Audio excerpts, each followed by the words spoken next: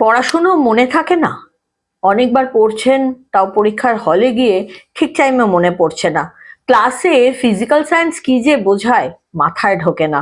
এরকম অনেক বাচ্চাদের অনেক রকমের সমস্যা রয়েছে, memory problem, intelligence problem, concentration problem.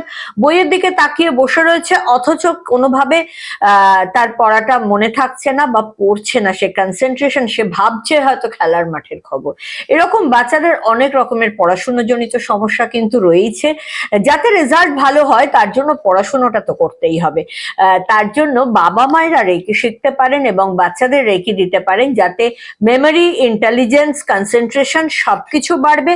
আর পাশাপাশি যেটা হবে, পরীক্ষার হলে টেনশনটা জাস্ট ভ্যানিশ হয়ে যাবে।